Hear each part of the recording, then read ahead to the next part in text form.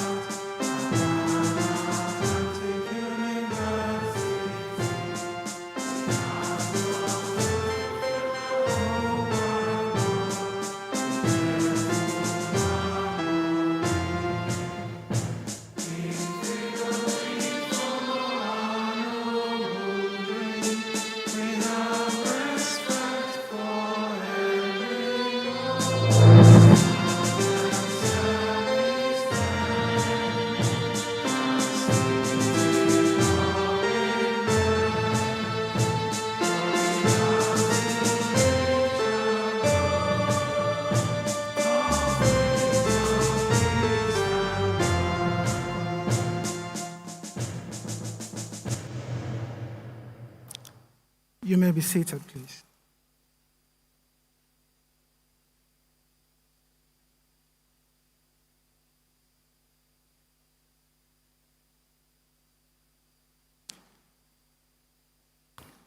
The Chairman of the Board of Trustees, Pan-Atlantic University Foundation, Professor Stephen Afalami, the Trustees of Pan-Atlantic University Foundation, the Chancellor, Reverend Father Dr. Anthony Odo, the Pro-Chancellor, Mr. Henry Odein Ajumogobia, SANF OFR, the Vice-Chancellor, Professor Enase Okonedo, members of the Governing Council, principal officers of the university, members of the University Management Council, members of the University Senate, deans of schools, directors of centers and units, members of the management boards of schools and units, faculty members, staff members, students and alumni of Pan-Atlantic University, our guests, ladies and gentlemen, good afternoon. On behalf of the Vice-Chancellor, Professor Enase Okonedo, I welcome you all to the 18th Inaugural Lecture of Pan-Atlantic University. In keeping with academic traditions, inaugural lectures formally celebrate the promotion of faculty members to the rank of professor. These lectures serve as a platform for the new professors to share the fruits of their teaching, research, and service with the university community and the general public. Professor Emeka Osuji, Professor of Economics at the School of Management and Social Sciences, Pan-Atlantic University, will shortly deliver the 18th inaugural lecture of the university. The lecture is titled, Formality upon Informality, and the tail wags the dog. Before we continue, please allow me to introduce the persons at the high table. Dr. Ikechukwu Obiaya, the Dean, School of Media and Communication. Professor Olayinka David West, Dean, Lagos Business School.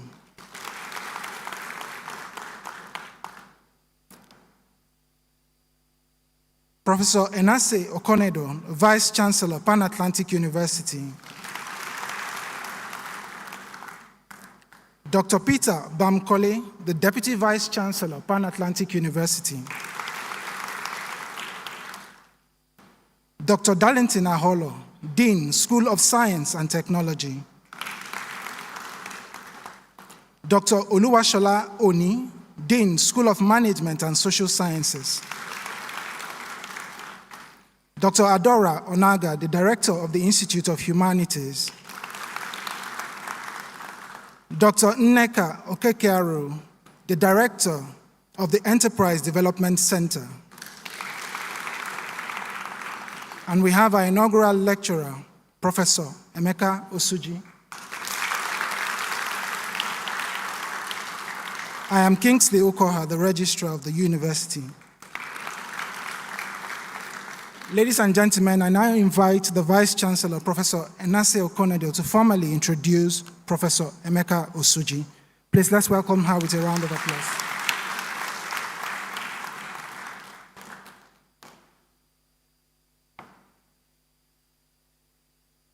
Profile of Professor Emeka Osuji. Professor Emeka Osuji was born the second son of Nicholas and Celine Osuji from Ezemba community in Ngo-Okpala local government area, Imo State. He attended Awomama Comprehensive Secondary School, where he was senior prefect and best graduating student, achieving Division 1 in the 1976 West African School Certificate Examinations.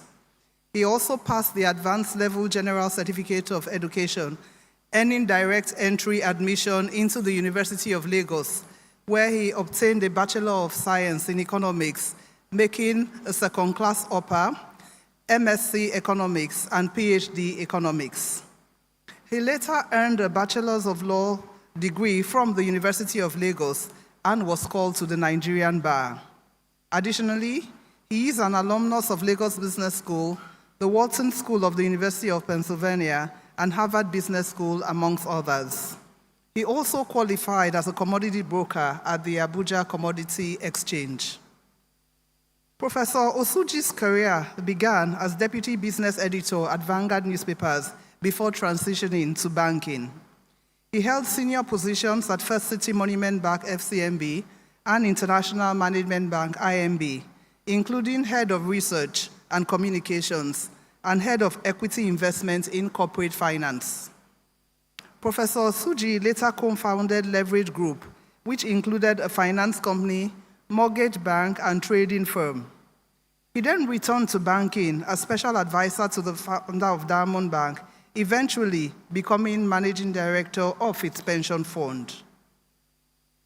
His contributions to economic development began as a member of the Financial System Strategy Subcommittee of Vision 2020, pioneer chairman of the Imo State Economic Summit Group, and a founding director of the Imo State Investment Promotion Agency. He also served on the boards of FSDA Discount House and the Institute of Directors Nigeria, where he chaired the membership committee. As a pioneer staff member at Pan-Atlantic University School of Management and Social Sciences, Professor Osuji was instrumental in student admissions and advocacy. He served as the first chairman of the disciplinary committee and was the first business law lecturer. In 2024, he received the Long Service Award for 10 years of service. He was also a pioneer staff of the economics department, where he initiated the university's first monthly departmental research seminar. His research, focusing on rural finance, entrepreneurship, and nano small and medium enterprises, has produced over 30 peer-reviewed publications. He has published extensively in learned journals on rural finance, entrepreneurship, and the nano small and medium enterprise sector, with over 30 peer-reviewed publications in top journals and books. Professor Osuji has also published extensively in newspapers and magazines on the SME sector, including The Economist magazine. His weekly column in Business Day newspaper, Small Business Handbook, has over 150 articles that may be accessed by clicking Emeka Osuji, author, at Business Day. Professor Osuji's passion for teaching and mentoring the youth and his extensive industry and public service experience and contacts have enabled him to deepen his research and teaching, bringing students closer to industry. Professor Osuji is a chartered management consultant and a fellow of the Chartered Institute of Directors, the Institute of Management Consultants, and the Association of Investment Advisors of Nigeria. Professor Osuji is a devout Catholic and is married to Lady Emily Chidima Osuji, FCIB, FNIM, and they have 5 children. Ladies and gentlemen, Professor Emeka Osuji.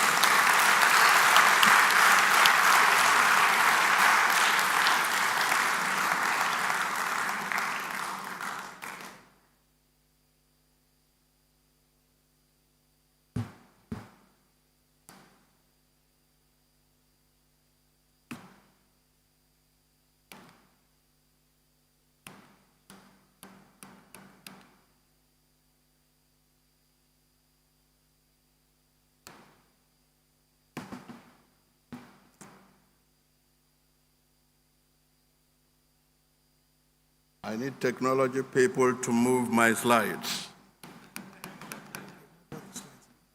The slides. Okay.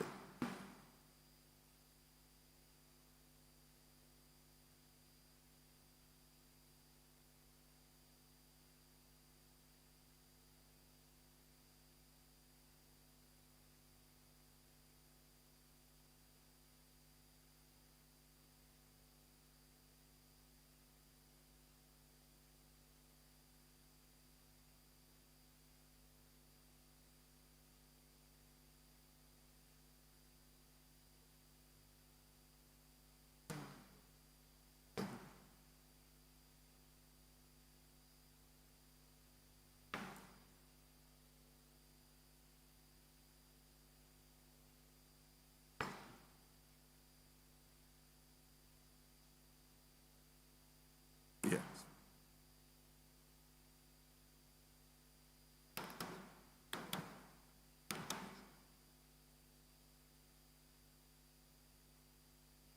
Right.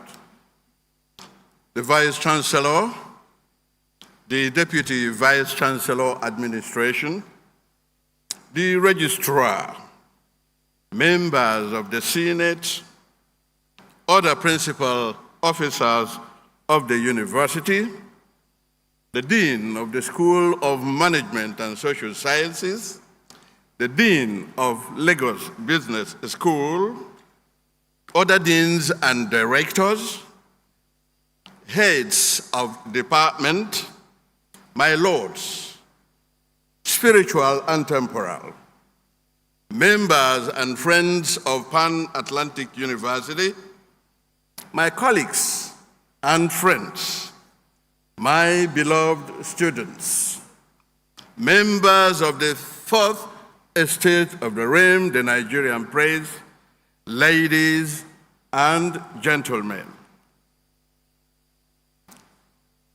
It is my honor and privilege to welcome all of you to the 18th Inaugural Lecture and the second in the Department of Economics at Pan-Atlantic University. I thank God for making this possible and the university for providing me with the conducive environment to get here.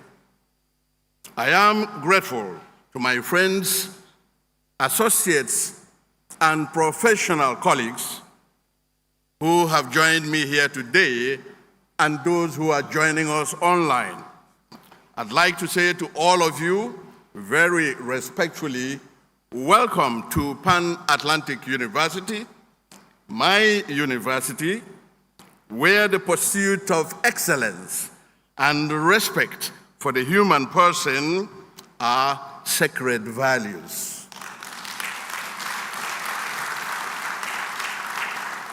Let me make a confession that I had no plans or ambition to become anything other than a teacher when I joined the university about a decade ago. Fresh from the banking industry, I came to see if I could get opportunity to to share what I have a passion for, talking to young people, and hopefully impacting them along the line. But now that I have become a professor, no jokes about it, I love it.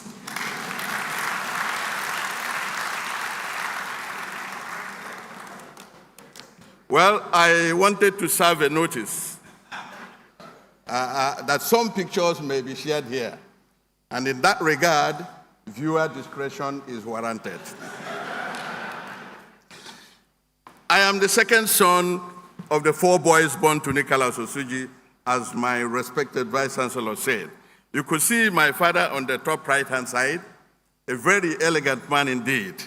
This picture was taken in his late 70s, and he was still smoking pipe and looking elegant. And so for people like Mrs. Osuji who say, my shakara is too much, now you know the culprits. And that's his lovely wife, a very intelligent woman, my mother. My father, okay. Hi to the women. My father was a counselor for most of the time I knew him as a boy growing up. Before the war, during the war, and after, the people kept, reappointing him. And for all those years, my elder brother, God keep his memory, and I were the town criers of the community. Whenever he comes back from, or he came back from the local government, he will tell us what to go and tell the villagers. They agreed. My big brother will pull the bicycle, and I will mount at the back with the gong. Wherever he stops, I will ring the gong, and he will say, the councillor said. And our reward was very big. Whenever the councillors met in our house, we were told that councillors eat a lot of stockfish, and it's true. They gave my brother and I the tail of the stockfish. And sometimes when they want to be generous, they cut it a little to include the flesh. And we were very happy about it. And so I went to our Mama Comprehensive, where I was senior prefect and the best graduating student. For the avoidance of doubt, that is my certificate of academic excellence, given only to the best graduating student. So you could also see my friends, I'm the one in bow tie there, and they're admiring my certificate. I went on to the University of Lagos. What happened after the June exams, in November of the same year, I took the advanced level GCE, and surprisingly, I passed all the 3 papers. But I wasn't ready to go to university. That's why I didn't enter immediately. So I now entered Unilag and spent 3 years there and took my first degree. You could see that I matriculated at Unilag. Can you see? I also graduated. And then I went to serve my country in Niger State, Bida. You could see that young man without a tummy. That was me. So I was in Zungeru College of Advanced Studies, and this is me in front of the flat given to me by the NYSC. And we remember the NYSC of the old. Every member, we were about 10 of us in Zungeru, we all had flats. So that was the time. Professor Ray Bako in ABU was in the same flat. Professor Shegu Akifoyewa, somewhere in Ondo State, the 3 of us, and others were there. And then I married Emily.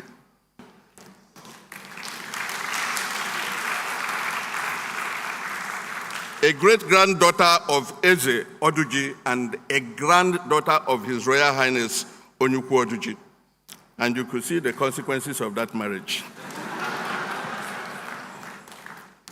A lot of pretty girls all looking like me.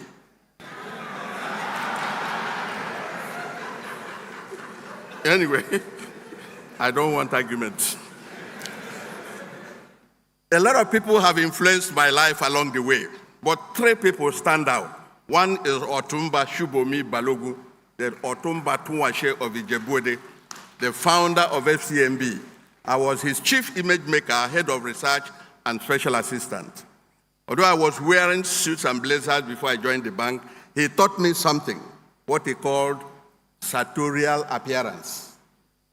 Said you must have your pocket stuff in any suit you're wearing.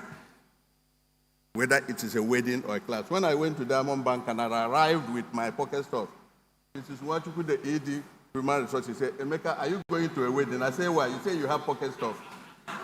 But it wasn't 6 months before everybody else was wearing pocket stuff. Then Chu SP Okongu, I call him the most ministered man in Nigeria. 5 ministries, 5 times a minister, and one of the most intelligent humans that lived. Okay? Chu Okongu taught me that anything done in a hurry can never be excellent. Therefore, spend time on your work so that no one comes back to say, was that written by the so-called Chu Okongu? And then the big one, the Grand Master of Banking, Pascal Dozier, a former pro-chancellor of this school. I was his special advisor when I returned what I call my second missionary journey in banking. Pascal Dozier taught me that we can achieve anything we want in this world as a group, provided we do not care whose name will be on the nameplate of the building we are erecting. I hope you understand me. Now we are going to the real Nigerian location, and that's why I need wisdom for the journey. That's why I put the picture of my Vice Chancellor. I need wisdom to enter the Nigerian informal sector. Madam Vice Chancellor, from the time of Plato and his former student, Aristotle, both of whom established philosophical institutions called academies, the university has remained a place of truth, where men and women of learning seek and find the truth and share it with humanity for the benefit of the humankind. Notably, Pan-Atlantic University is at the forefront of the pursuit of the expansion of the frontiers of this tradition. Put your hands together for Pan-Atlantic University. Ideas, they say, shape the world, but knowledge transforms it. And so today and right here, as we stand for you to listen to the cumulative work I have done, we stand at the crossroads of ideas and knowledge. Ladies and gentlemen, an inaugural lecture is more than a milestone. It is a declaration of purpose and a commitment to do more in pushing the frontiers of knowledge. Beyond that, to me, an inaugural lecture is an initiation rite which unveils an academic as a high priest of his chosen temple of learning, fully authorized by his ancestors in that temple to break kola nuts,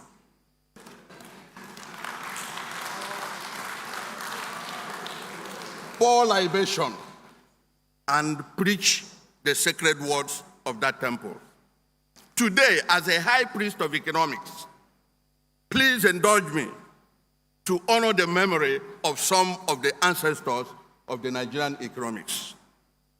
Dr. Pius Okibo, Professor Ojetunji Aboyade, Professor Dotu Phillips, Professor Sam Aluko, Dr. Chu SP Okongu, Knight of the British Empire, to mention a few. This lecture is a cumulative thesis of my academic journey, presented in the milieu of my experiences as a journalist, a banker, a lawyer, an entrepreneur, and now an academic. Madam Vice Chancellor, the topic of my lecture is formality upon informality, and the tail wags the dog. Actually, it is metaphorical, esoteric, and even with a modicum of audacity for underlay. If that makes you wonder what I would like to say, now you are welcome. We are getting somewhere together.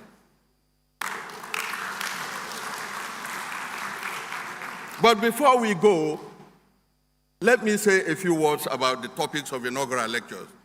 I am drawn to inaugural lectures more by their titles than what I learned from them. I don't know about you. Inaugural lectures that have titles that are always enigmatic always keeping you in suspense. I'd like to give you some example of those I reviewed while I was forming my team. Thus spoke the good shepherd, go forth and explain the storms. Professor Victor Chukwuma, my roommate in UNILAG, and now a professor of space and radio propagation physics. I call him Professor of Nuclear Physics. Development financing of underdevelopment, HABA, by Professor Ademola Areyo. And then lighting beyond illumination, HABA, by Professor Duroni. And now hear this one. If I build it, will they come? Hello? You see, when I heard this, I said, is Madame now into real estate? But that's about what inaugural lectures do to you, okay? But these titles reassured me that I was on the right path, at least in being esoteric, in being mystical, like all these other ones. But beyond that, my title is actually a direct play on what I call the incongruencies and the indivisibilities of the Nigerian economy that have led to suboptimal performance of economic agents. Despite the abundance of flora and fauna in Nigeria, possibilities and impossibilities that ought to make us a great nation. The gist of my lecture actually is that colonialism and government absolutism, by which I mean government overreaching itself, trying to do everything, has led to the establishment of institutions that overlay our cultural system and make it impossible for us to function. Clearly, when the rules and institutions of a tiny formal sector are imposed on a fundamentally informal economic system, then the outcome will definitely be suboptimal performance. Ladies and gentlemen, I understand my audience is mixed, including the ordinary listener, that species of Nigerian upon whom so much reading matter have been dumped. And therefore, I have ensured the simplicity of my exposition, ensuring the limitation of technical language. I have removed all the mathematical acrobatics associated with economics and the restrictive lingo that we speak in privacy. These are the three demons that make the economist a lonely man, even when he's speaking to some of his kinsmen, if you know what I mean. Ladies and gentlemen, let me make some conceptual clarifications. So I'd like to tell you what is formality, informality, and institution. According to the Webster's Dictionary of the English Language, formality means conformity or attention to custom, tradition, rules, and etiquette. In the context of what we are doing today, formality means the extent to which economic activity is carried out within the rules and regulations set up by government. Informality should be the opposite of formality, but not exactly the same. Informality means not conducing to conventional rules. It does not mean informality is a ruleless thing or they don't conform to rules. They don't conform to conventional rules because we go about saying people in the formal sector, they don't obey rules, they have no law, they're illegal. But I have said that I haven't seen people in Idumota or Balogu or Dugbe market pursuing somebody owing them money to pay them. But as a banker, I have led a team of people to a major wealthy billionaire who owed the bank and refused to pay, or so it seemed. And we took gong and knives and danced in front of his house. Pay us our money, Oga, pay us. Oh, yes, indeed. Oh, yes, indeed. And the man, the gate swings open, and the man leaves with his convoy, leaving us there singing and dancing. That's how formal sector behaves. But I will leave you to that. Then institutions, okay, according to Douglas North and Professor Veblen, they say they are the humanly devised strategies that shape human interaction. But I like to add that institutions shape human interaction, but humans shape the conduct of institutions. What do I mean by that? Your institutions become what you make them to be. If you set up a bank, for instance, and say the bank should control the other banks in the financial system, and you allow the other banks to control that bank you set up, that is your making. If you set up an institution and allow the people in the institution to be bigger than the institution, that is also your making. So there is a relationship between the conduct of institutions to shape our conduct and how we shape institutions. In Nigeria, we talk about people being bigger than institutions, right? Your institutions are what you make of them. I would also like to identify a concept that is important. We call it dualism. Dualism is a concept which economics use to describe the coexistence of two opposing phenomena that are mutually antagonistic. For instance, male, female, poverty, riches, Morocco and Victoria Island. I know many of you are too young to know about Morocco, but the older ones here, we know there was a place called Morocco. Morocco was known for unspeakable squalor. Victoria Island was the opulent heaven for the rich. Morocco roads were impassable, and I can describe to you how it was because my folks lived there when Morocco existed. To go to Morocco, you have to place your leg on disused wood, arranged in a certain manner, longitudinally. So you step on one and then step on the other, with an eye on the water on both sides. Otherwise, you find yourself in the brackish waters below. Hello. That is the relationship between poverty and riches. And that's what we call dualism. Okay? Although Morocco loved Victoria Island because it provided all the services, all the artisans, all the suya they ate in the evening, the legislators that lived in 1004 were all buying their suyas and their shawarmas from the kiosks of the malams beside them. But Victoria Island never loved Morocco. So no matter what you do in a situation of informality and dualism, there is tension. This love and hate tension between Morocco and Victoria Island continued until Morocco was obliterated. What a shame. So today, we have a formal sector and an informal sector that are in that battle. The problem is not whether dualism is good or bad, because it is ordained in the Holy Book. The Bible says he made them male and female. And Donald Trump has reminded you that there are only two sexes in the world. Hello? There is poor, there is rich. So the poor will not cease from among you. Therefore, the issue is the management of dualism. That's what it is, not dualism itself. All right. That takes me to the structure of the Nigerian economy. A cursory look at the Nigerian economy shows that in every sector of production, the basic structure reflects the colonial legacy that teaches formality against informality. Can you see those bulls? They're about to fight. That's formality against informality. And I'll give you the typology of operators in the economy. We have four groups of people that operate in every sector in the Nigerian economy. The big corporations, the medium-sized corporations, the small corporations like the lawyers and doctors, individuals, and the fourth one, the ordinary people, the keke marua drivers, the peasant farmers, the hand-to-mouth economy people in Nigeria. And the formal sector, which is the three of them above, are such that all their headquarters and branches are located in the urban areas, while our people in the main are in the informal sector. That is a stage for a conflict between formality and informality. Whereas all these others have their headquarters in the urban areas, the rural areas are left. So I'm going to describe to you what the informal sector is about.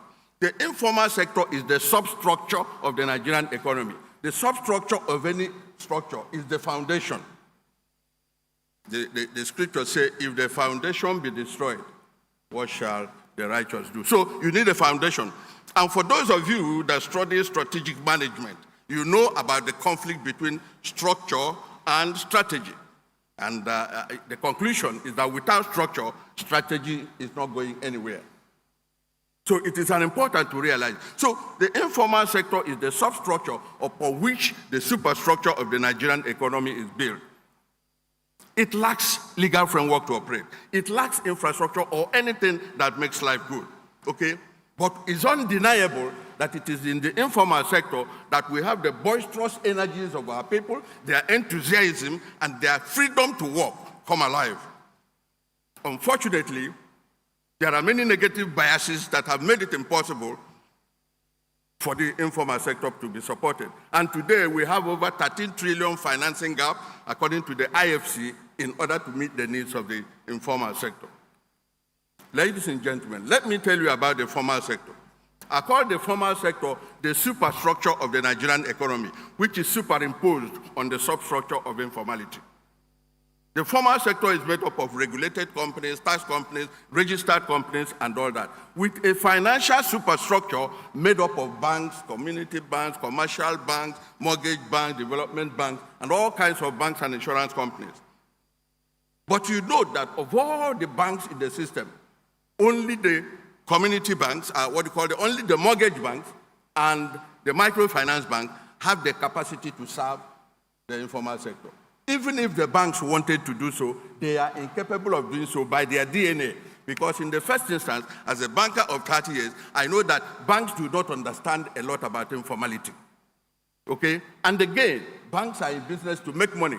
It takes almost the same energy to analyze a 10 million transaction and a $1 billion transaction. The same risk acceptance criteria as well. And again, as a lending officer, I know that we have what we call target market definition in banks. Every bank chooses the market it wants to serve.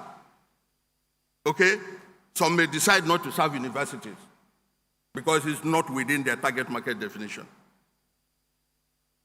Informal operators do not fall in quickly into the target market definition of banks. Secondly, banks have what we call risk acceptance criteria. You look at risk, university risk, oil industry risk, you choose the one you want to serve. You say, this risk, I don't want it. So informal operators also do not fall in quickly into the risk acceptance criteria. Therefore, the informal sector is gradually being pushed out. But don't forget that I said it is the bigger part of the Nigerian economy. So how did we get to this informality? Because of colonialism. When the colonial masters came here, they decided what was good and bad. Some of you may remember what is called ogogoro or akweteshi. Do you know what it is? It was branded illicit gin, that's the official name, by the white man. Meanwhile, it was Gordon's dry gin they had at their back when they were buying slaves.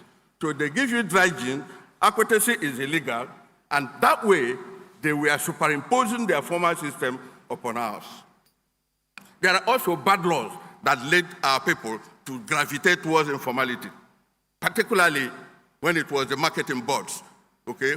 The government made bad laws that made our people leave the marketing. That was the first wave of rural-urban migration. It began when the marketing boards were disused. Then bureaucracy. You want to get something in government, you don't seem to get it, you may have to go through the back door. Even government people are now going through the back door to get government things done. I'll get to that.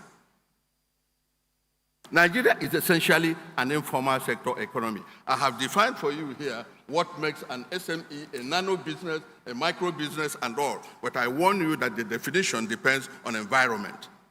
What is big business in Nigeria may be a small business in America. That's what I want to say. But the informal sector is squarely dominating the sectors in Nigeria. Is it transportation? All the danfos, keke maruas, and all those vehicles are owned by individuals. So the private sector is squarely in charge.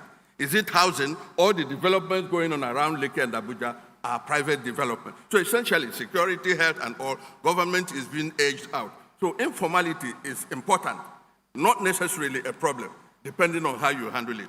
So I would like to categorize and tell you who is the dog and who is the tail.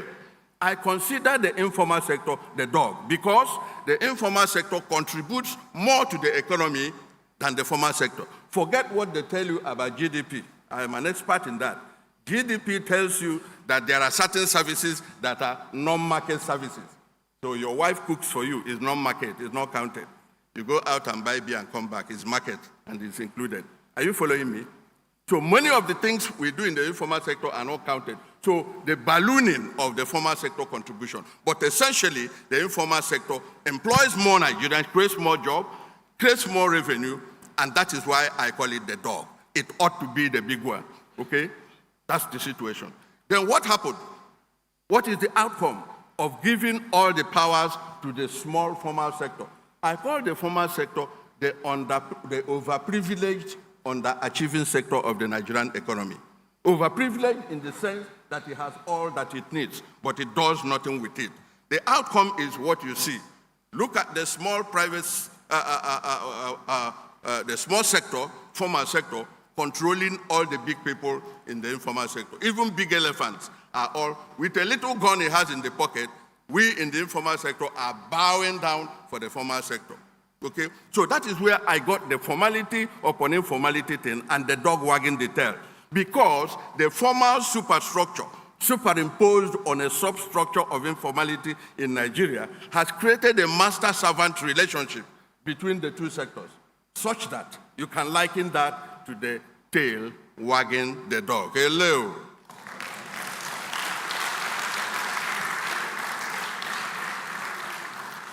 Because the small formal sector makes all the rules, executes all the rules. And when these rules are being made, the informal sector is not taken account of. Rules are made with a formal sector mindset, but inflicted, I use the word inflicted, upon the informal economy. So the large informal sector is deprived, weakened by non-contribution of sectors.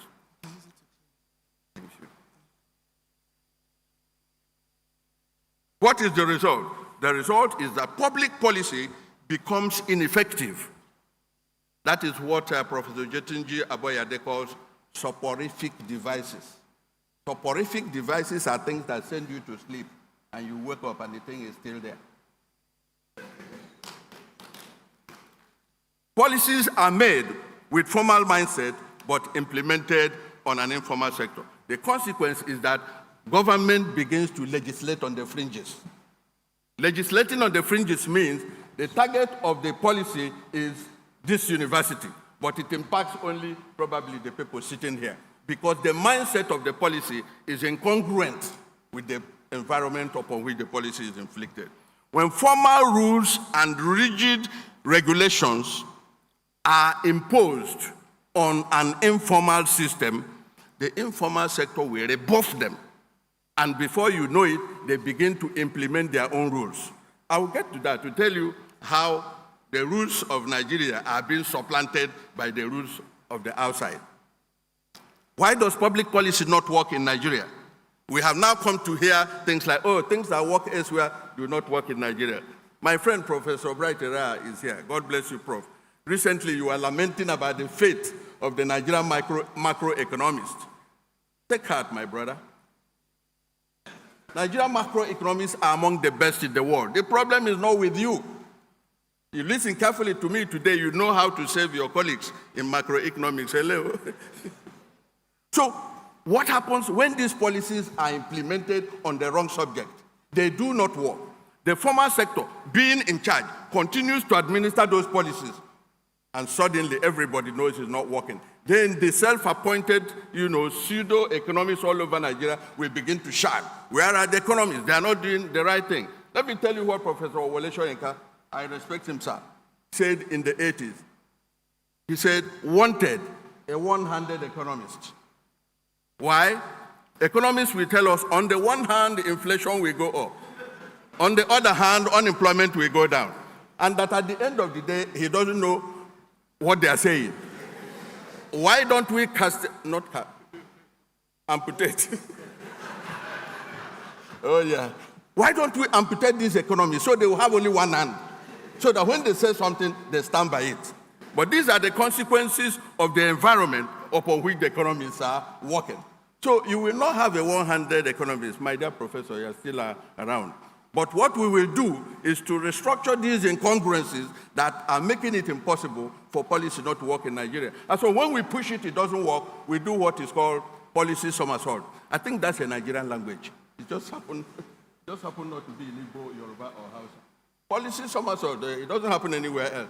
Why does it happen? Because you administer a policy and it doesn't work, and when the pseudo-professors shout on you, including those who are historians but they are professors of political economy, they will scream and you turn around again. So that is what my friend in macroeconomics should work at. The result is that government policies will not work, okay? There are many things that happen. We are told to follow the Land Use Act, for instance, okay? You can't use your land except you have governor's consent. Beg your pardon? Governor's consent. Now the governor will not give his consent. But you know, informal sector operators have overrun that. There's something we call Toru Guruji in Igbo land. Hello? Plant your yam and collect it and leave my land for me. If you wait for governor's consent, you will not do that transaction. But we are doing that transaction everywhere in Owerri today. Plant your yam. Before governor knows it, you have harvested, and that is how informal rules are supplanting formal rules. Ladies and gentlemen, another thing that arises when government runs into a situation where rules don't work, they resort to what Dr. Chuokongu calls eleemosynary economics. Hello? Eleemosynary economics is what we call handout economics, where people carry bags of money in Ghana must go and get to the market square in my village and say, everybody come, 5,000, 10,000, so that you can stay alive. That is a soporific device. So charity or eleemosynary economics finds provenance when government finds itself in a policy trap. Charity economics comes in many forms, including distribution of palliatives and prebendalism.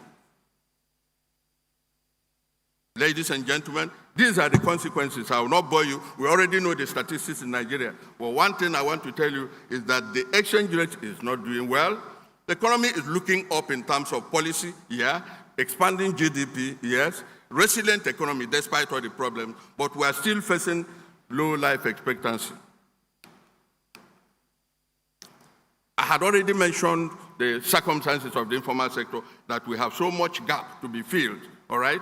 About only 5% of loans distributed go to the SMEs. Of the 40 million businesses in Nigeria, 97% of them are micro enterprises.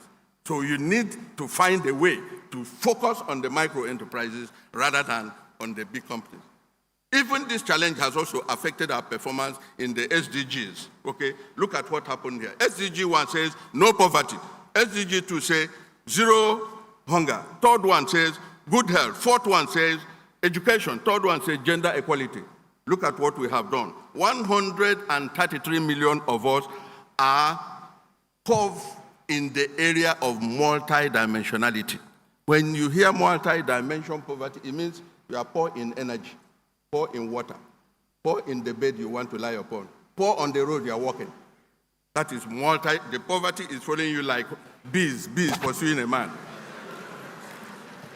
33.1% of Nigerians are food insecure in 2025. That is SDG 2. SDG 3, 6 in 10 lack access to good health, okay? Then, 1 in every 5 of the children out of school is a Nigerian. I think that number is understated. They say it's 10.5 million. Maybe that was a long time ago. And finally, and the ladies and women will like to hear this, Nigeria is among the top 10 countries with the highest level of gender discrimination according to OECD. Hello? Women, what are you doing? Let's not remember what is happening currently, but this is the situation, all right? Now, what is the way forward? The first thing to do is to understand dualism and manage it effectively. And how do you manage it? Get a mix of policies that address structural inequities and sort them out, promote inclusive growth, and ensure social mobility. That my father was a counselor doesn't mean I must become a counselor. I should do better. And thank God I'm a professor today and he wasn't one. That is social mobility, okay? The second is to formalize the informals, okay, and integrate the formals. This is an idea that came from Hernando de Soto. Some of you have read his book, The Other Parts. He's a Peruvian economist that was quite famous, Sometime in the 80s, Peru was under siege by a major group of terrorists called Sendero Luminosa. Luminosa was recruiting people from the informal sector. And we need to formalize the informals. Formalizing the informals does not mean obliterating informality. It rather means empowering it. And that can be done. How do you do it? You need to banish unproductive restrictions. Remember, in defining informality, I told you they do not conduce to conventional rules. Not that they are ruleless. All right? Yeah. So you have to remove all those restrictions that, stop them from doing. Banish what I call irresponsible enforcement of irresponsible laws. And I can explain that to you. Okay? You make laws that punish street traders. Meanwhile, there is no market where you can relocate them. You meet a woman on the street selling something, you will see a picture somewhere here which shows how to irresponsibly enforce irresponsible laws. Regulation can be better. Why can't we say Corporate Affairs Commission? Anybody whose capital of starting a business is 1 million, register them free. It's because you don't register them that they don't register. Okay? And you make it responsible, or somebody opens a shop today, the next thing he sees a sign from tax office, they stamp there. Which tax is he going to pay? In an environment, in any case, you didn't even ask whether he has water or light. I mean, we need to wake up in the area of legislation.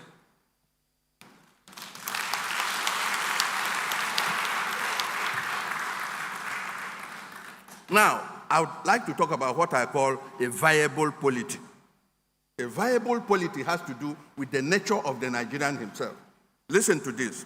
A viable polity is a society with a government based on the rule of law in the context of the world supersystem, where citizens know their rights and responsibilities to a government that is responsible to them. Hello? A viable polity is not a committee of vultures hungry for the blood of everyone else except their own blood. A viable polity subscribes to the tenets of civilized behavior and acts as a responsible member of the global supersystem. It is not a choir of praise singers and bootlickers who criticize corruption and sit patiently at the lounge of corruption, waiting for an invitation to the dining table. Did you understand me? The hallmark of a viable polity is a civil service that knows the difference between national service and personal service. Hello?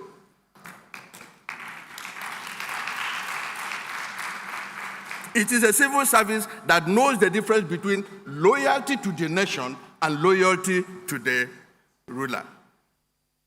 That is what a viable policy is. Because before you can implement laws, you also have the background on which they will receive it. The receptacle or the substructure is important. Now, what have I contributed? This is the part that is so hard for me. It's like talking about yourself, but now let us do it. My contributions are in two major areas, okay? Policy advocacy and publications, okay? A long-standing columnist from the days in Vanguard, I had written columns tackling every economic issue in Nigeria. I have over 150 to 200 articles hoisted on the internet from my work as a columnist for Business Day. Based on my advocacy and those of people like me for asset-based lending, we contributed to the enactment of the Secured Transaction Immovable Asset Law of 2017 and the establishment of the Collateral Registry. These two institutions have made it possible for poor people to use their tables, desks, and chairs in computer to borrow money, and the money is safe. Because once they are in the Collateral Registry, nobody can steal them and they cannot move so far. Because the problem with movable assets is that actually they move.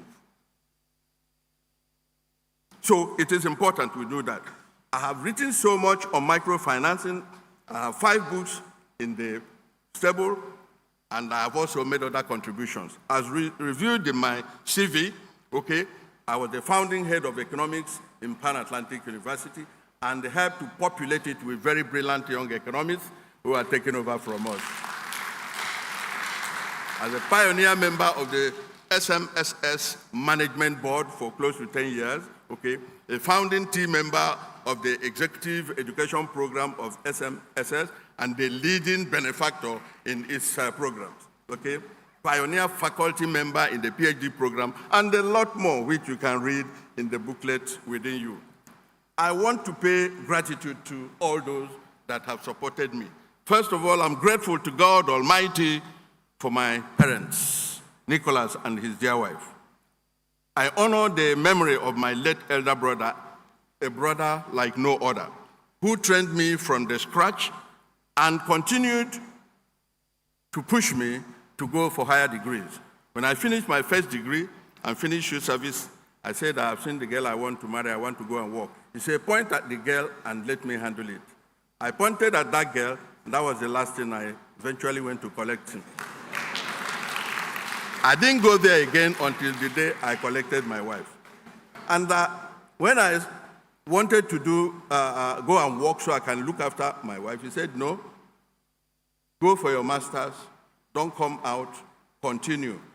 I resisted. He went to a shop and bought me a brand new car. Do something for your brothers, my friend, if you can afford it. So I am looking for how to behave like that to other people. I thank the Vice Chancellor, Professor Enase Okonode, the Deputy Vice Chancellor, my friend and brother Peter Bankole, the Registrar, Kingsley Okoha, for making it a double honor for me by giving me a 10th-year Meritorious Service Award. Just about the same time they made me a professor. So it was a double victory, okay? I appreciate Professor Juan Elegido, who hired me when he was Vice Chancellor. Let me especially salute Professor Chantal. You know, I said to you, I had no ambition of becoming anything. I just came here to teach and have fun, okay? Chantal interviewed me, and on that day he said, do you want to be in LBS or do you want to be in the university? I said, I want to be in the main university. He said it had not been finished, they are building it. I said, I will wait. He said, why? I said, I don't want to teach old men like me. He said, what? I said, they're always sleeping. As if that's not enough, I don't have capacity to ask them to stand up and go out. You understand? Yeah, and I mean, I was in Harvard with one of my very close friends. I'm sure he's listening, and I will tell this story. I won't call his name. And every morning at the restaurant, I will finish. I run out going to class. He said, Emeka, why do you run up and down? I said, are you not going to class? He said, my friend, I came here to rest. I said, well, but I should learn something. He said, well, I'm a deputy governor, and you are not one, so go and learn and become one. So Chantal, Professor Chantal Epie, is a woman like no other, probably except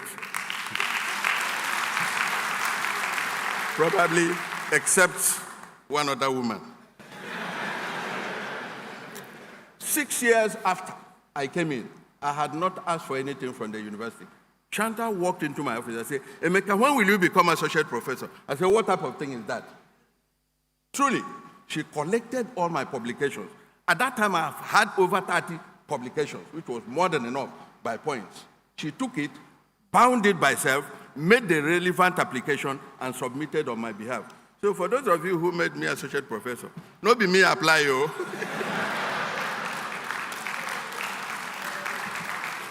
So it was after that, then I began to have ambition for professorship. She was also the one who said, you have to complete it.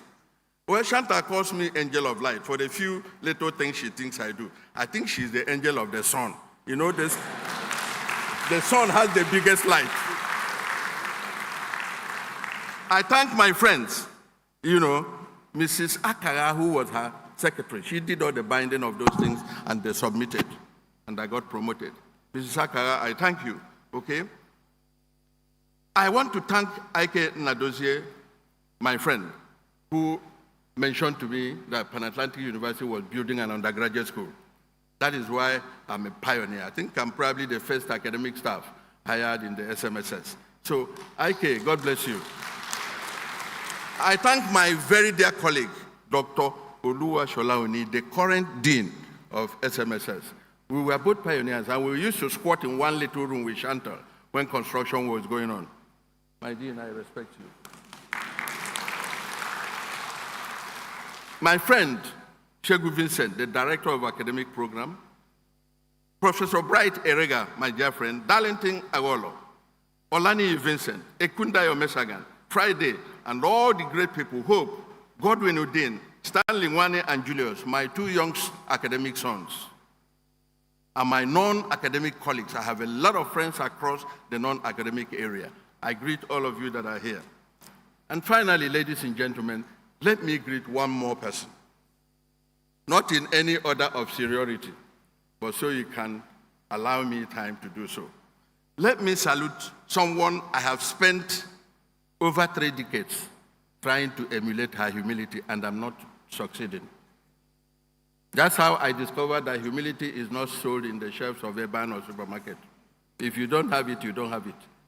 You know. He says, my sakara is too much. Thank God, after today, she knows where it's coming from.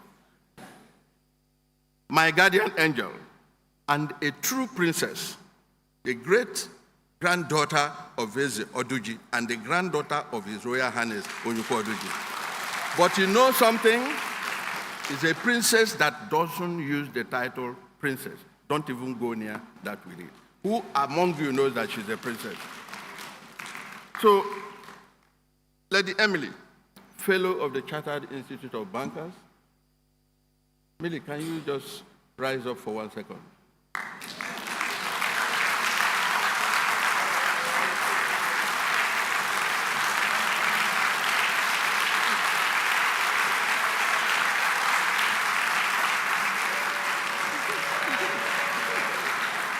Please sit down. Please sit down. I did this to her because, let me tell you why I did it. When we got married, she was so shy and so pretty, and I wanted to show her off to the world. When we get to events, I will rise to go and do shakara. She will say, sit down. Everybody will know you are here today. So now the world has seen you today.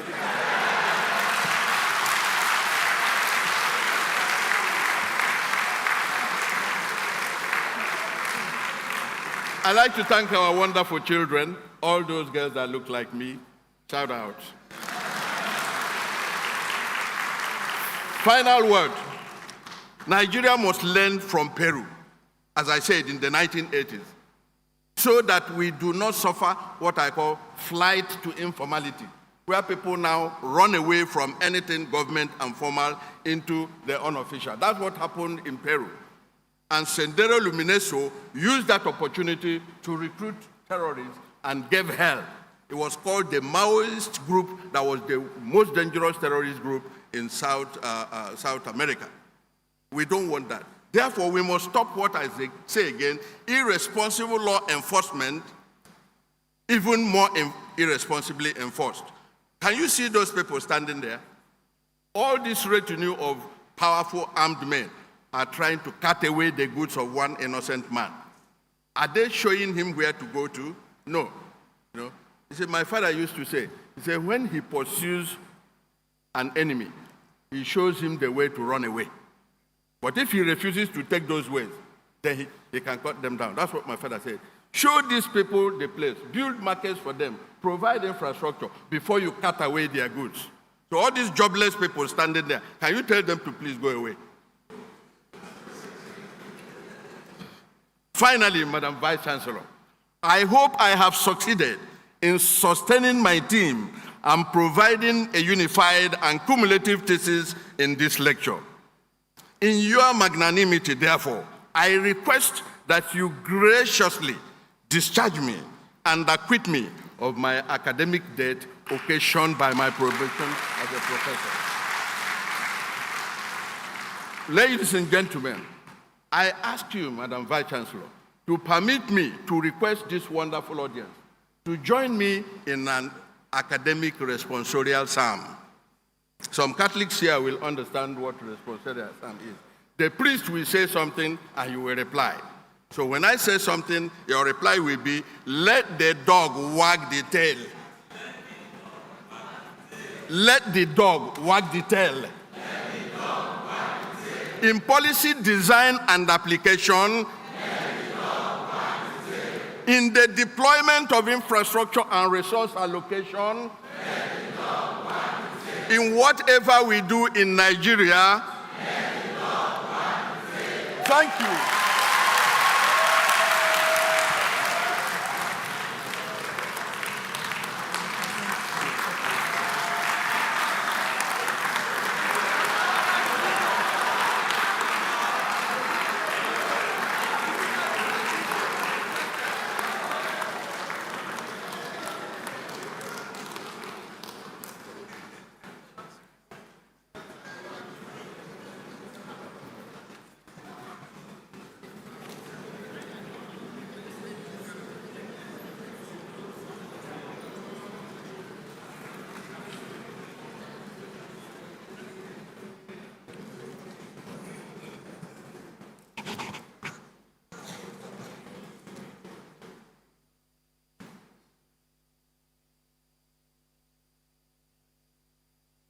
So on behalf of the Vice Chancellor, Professor Inacio Konedo, I want to thank you for your time and attention. Thank you for attending this 18th Inaugural Lecture of Pan-Atlantic University. We want to say a big thank you to Professor Osuji. We want to thank his family members, friends, and associates who have, by their presence, made this a wonderful event. Our special thanks go to our staff members who have planned and executed this event. Once again, we thank you all for coming, and may God grant you a safe journey back to your various destinations. Now, this inaugural lecture event will soon end with a rendition of the university and national anthems. Once this is over, the academic procession will leave the auditorium in the reverse order, led by the Vice Chancellor. All are to remain standing until the procession exits the auditorium. Cocktails will be served in the foyer outside the auditorium. Please, may we rise for the anthems. Thank you.